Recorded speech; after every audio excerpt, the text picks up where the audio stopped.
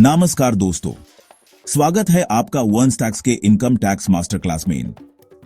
अगर आपने घर का सपना पूरा करने के लिए होम लोन लिया है तो ये वीडियो बिल्कुल आपके लिए है। आज मैं आपको बताऊंगा आईटीआर में हाउसिंग लोन का बेनिफिट कैसे मिलता है, कौन कौन से सेक्शंस अप्लाई होते हैं और टैक्स बचाने के बेस्ट तरीके क्या हैं। सबसे पहले होम लोन पर इनकम टैक्स में आपको दो तरीके से छूट मिलती है।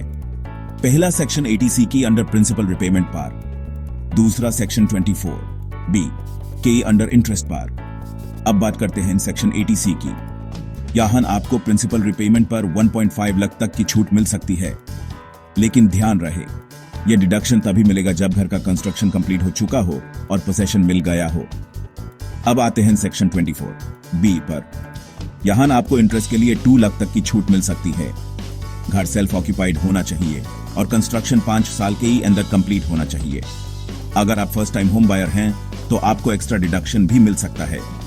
सेक्शन 80E के तहत आप 50,000 रुपये तक का एक्स्ट्रा इंटरेस्ट डिडक्शन ले सकते हैं, और अगर लोन 45 लाख से कम है तो सेक्शन 80EA के तहत 1.5 लाख तक का एक्स्ट्रा डिडक्शन मिल सकता है। यानी यह डिडक्शन आपको 80C और 24B के अलावा मिलता है। अब सवाल आता है, आईटीआर भरते वक्त ही इन डिडक्शंस को क्लेम कैसे करें।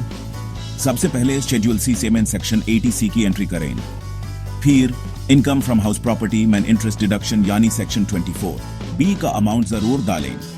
अगर आपने घर रेंट पर दिया है तो रेंटल इनकम भी डिक्लेयर करनी होगी। कभी कभी होम लोन स्टेटमेंट या इंटरेस्ट सर्टिफिकेट अपलोड करना पड़ सकता है, तो उसका रेडी रखें। तो दोस्तों, आईटीआर 2025 भरते वक्त अगर आप ये स्टेप्स फॉलो करेंगे तो आप आराम से 3.5 लाख रुपये तक की टैक्स बचा सकते हैं। ऐसी ही और जानकारी टैक्स प्लानिंग और स्मार्ट फाइलिंग के लिए बने रहिए वंस टैक्स के साथ। वीडियो को लाइक करें, दोस्तों के साथ शेयर करें और चैनल को सब्सक्राइब करना ना भूलें। धन्यवाद।